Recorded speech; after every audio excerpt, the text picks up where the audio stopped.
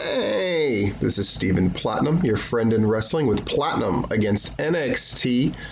This is from July 13th, 2021. It's a good news, bad news thing. I think it's a very good show. I think there's so many things they do that are resonating, and they're giving new people opportunities as others get opportunities to go to Raw and SmackDown. And they're dealing with all that really well, and they're advancing the Samoa Joe stuff really nicely. But people are not watching, and they're increasingly turning away from this. And it turns out that going to Tuesday night, far from being a benefit, it appears that whatever rub they got off of AEW fans being able to switch back and forth to both is gone. Hopefully that is a trend that reverses itself, because I really like NXT. So we go from highlights to last week's Great American Bash special and hype up for tonight's show. They hype us up for this grudge match between Ember Moon and Dakota Kai. Dakota Kai is, of course, there with NXT Women's Champion Raquel Gonzalez. So the normal thing you would expect is for Moon to win, but Moon does not win. Kai pulls Moon in back from the apron and turns that into a GTK for the pin to win. Interesting, right? But it's because they're segueing into this. So the lights go out, and here comes Zia Lee by herself. Steps right to Gonzalez. Lee says Gonzalez is in the way of her business. Gonzalez removes that title belt from her waist, raises it up, and says if Lee wants this, he hopes Lee shows up this time. So that's a challenge, and that's where we're going. Okay. We get footage from earlier today of Mackenzie Mitchell interviewing the Diamond Mind, who's Roderick Strong and company. But Malcolm Bivens puts Roderick Strong over as the best competitor, Tyler Rust as the best prospect, Hideki Suzuki is the best coach, and himself as the best manager. He says it's open challenge time tonight so they can make some money. Bobby Fish walks up and says he wants in on the challenge. He faces off with Strong, but Bivens says Fish will be wrestling Rust tonight. Aha.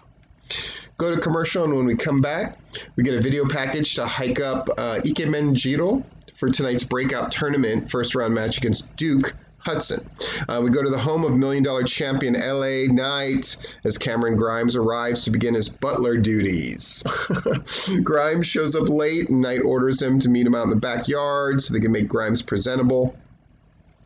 Knight is seen talking on the phone to someone when Grimes walks up with his new look, a small trim and a wash. He's wearing an oversized tuxedo now. Knight knocks him, and then Grimes follows Knights to begin his duties. Oh no! Oh, the payback will be great. Tyler Rust against Bobby Fish. Tyler Rust goes over in this one. So the Diamond Mind really getting that pushity push. He beats Fish in a fairly quick fashion, which is a bit of a surprise. Diamond Mind is standing together, but eventually Kushida, the NXT Cruiserweight Champion, runs down the ring to stand with Fish as the Diamond Mind retreats. Two sides yell at each other, setting up a match for next week, I believe. NXT Champion Karrion Kross is warming up a Scarlet. Samoa Joe shows up in his referee gear, reminding Kross of a few basic rules. I like it. It's a very MMA, kind of like a combat sport thing to do. Kross says he understands, but he says if Joe screws with him, Joe will be one to get dealt with. Oh boy. Commercial, we come back. We see the Way entering the building, meaning Gargano, Austin Theory, Candice LeRae, Indy Hartwell. Beth Phoenix is there and stops Indy and asks what happened last week with her and Dexter Lumis after he carried her away from the ring. He says he just carried her away and put her down. And while they both probably wanted something to happen, it wasn't the right time because she and LeRae had just dropped the NXT Women's Tag Titles to Zoe Stark and Io Shirai, which was a very good match. Beth gives Hartwell some advice and says sometimes you just have to take a chance. Now we get Gigi Dolan, the once Priscilla Kelly from Georgia, getting her first singles match against Saray. It's a very good match. Gigi Dolan looks good here, but Saray, of course, wins, keeping up her unbeaten streak. Legado del Fantasma is backstage now. Escobar specifically cuts a promo on Isaiah Swerve Scott, taking the one thing he wanted from Bronson Reed, that North American title. They take shots at Hit Row and saying, and their championship cipher from last week saying they have no class. So we're setting up a thing between Hit Row and Legado del Fantasma, which I think is a great idea. Escobar says how he's going to defeat Dexter Lumis tonight before they walk off. Back from the break, we get a quick vignette to introduce Duke Hudson away just ahead of the breakout tournament first round match with Ikemen. Cool. So we get Dexter Lumis against Santos Escobar. And at the end of the day, Santos Escobar wins this one, mostly because of the numbers game at some point in the match. But Santos Escobar wins. And as Legado del Fantasma backs up the ramp, Hit Row is standing there waiting for them. They have words and face off before Legado del Fantasma leaves to the back. Nice. We're setting things up for later. It's very nice. Wade Barrett sets us to footage from a sit-down interview with Kyle O'Reilly. So Kyle is basically talking up the fact that he's going to beat Cole. Setting up a third match, I'm sure, between the two. Back from the break, LA Knight is giving some rules to his butler, Cameron Grimes.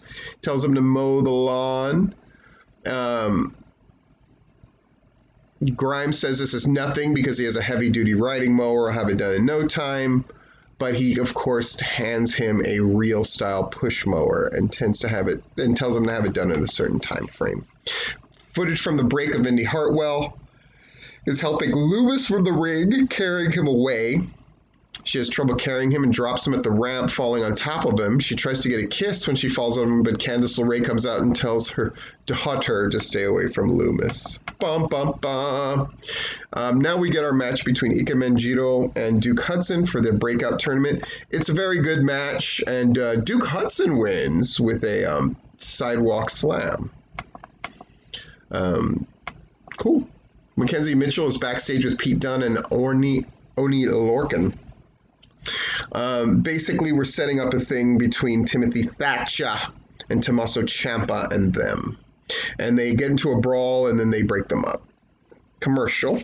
We come back, and we say how the Way dropped the NXT Women's Tag Titles to Io Shirai and Zoe Stark, a match I suggest you check out. Now we have Alia and Jessie Camilla against Caden Carter and Casey Catanzaro. A good match back and forth, relatively fast, but again, Casey tags in, hits the 450, and then covers for the pin. So Caden Carter and Casey Catanzaro being set up, possibly to be the next challengers to Io Shirai and Zoe Stark. So after the match, Carter and Catanzaro head to the back together. Stone enters the ring to try to help Alia up, but she knocks him back. They have words and screams at him about how she's helped him more and done way more than he has for her. She attacks him and sends him into the corner and beats him down. The crowd's chanting for her. And Camilla is still recovering on the outside, but watching. And there it is. Kamea follows Monet up the ramp as Stone stumbles from the ring, telling them to just go. All right. Special referee Samoa Joe approaches Johnny Gargano. Austin Theory is there as well, and Candice LeRae. Gargano and Theory are full of jokes, even chanting Joe's name. Joe gives them the same rules he gave to Cameron Cross earlier. Protect yourself at all times, obey my commands, all that kind of stuff. Joe walks out and Pete Dunne is standing there. They briefly face off before Dunne walks away. Boy, we're getting Joe in some shit, are we not? So, LA Knight catching Cameron Grimes by the pool, wearing underwear at his cowboy boots. And Knight spots some kid doing the grass. Knight isn't happy. Grimes said he agreed to be Knight's butler, but he's also a millionaire. The kid walks up, named Noah, and Grimes goes to pay him several $100s for finishing the grass, but Knight stops him. Knight has a strict no-kid policy on his property. The kid ends up kicking Knight in the shin, and Grimes knocks Knight in the pool, acting like it was an accident. Very funny stuff. Really nice to see a little spice to NXT. Here comes Adam Cole to a pop, and we go to the ring. And he said Kyle's win at TakeOver Stand and Deliver was a fluke. Cole says Kyle should highly consider wanting that rematch because they know Cole will embarrass him again. He says he's tired of talking about Kyle O'Reilly. He wants to talk about Samoa Joe, and he mocks Joe. He says how Joe put him in the coquina clutch, then did nothing while O'Reilly attacked him. Basically goes at Joe. Poor Joe, huh? The music hits, and out comes Bronson Reed. He talks about how Cole is a manipulator, and since he no longer has the NXT North American title, he has nothing to lose. Reed says since Cole is NXT's golden boy, he sees Cole as the golden ticket. Cole goes to super kick him, but Reed catches it.